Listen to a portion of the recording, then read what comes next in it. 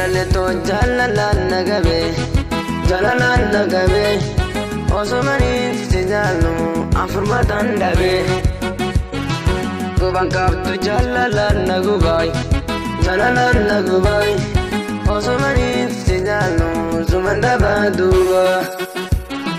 Jalaletto jalalan nagabe Osomani sijalu afurmatan dabe Gubang kaptu jalalan nagubai Osomani sijalu zumanda baduba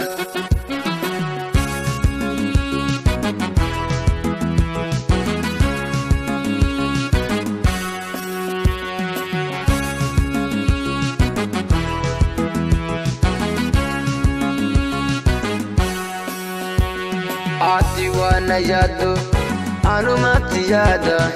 Jalala finada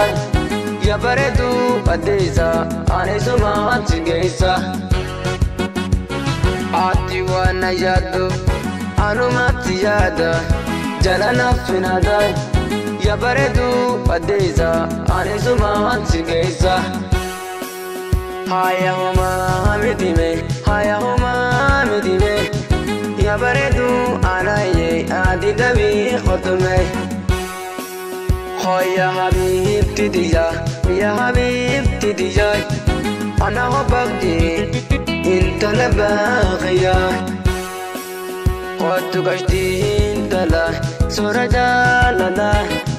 Ana hubakti Inta labaghiya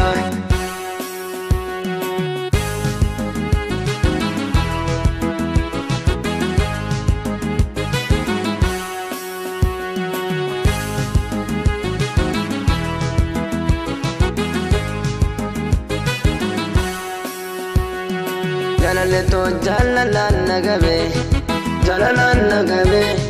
Osomani sijalu afurmatan dabe Gubang kaptu jalalan nagubai Osomani sijalu zumanda baduba Jalaletto jalalan nagabe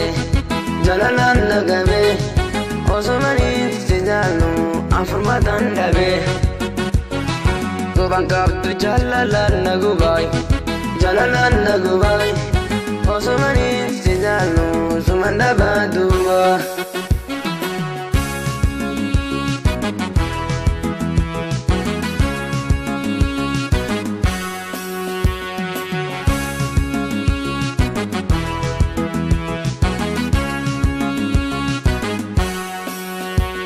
Ati wana yadu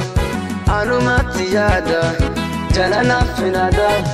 Ya baredu adeza Anesuma antigeisa Ati wana yadu anumati yada Jalala finada Ya baredu adeza Anesuma antigeisa Haya homa midime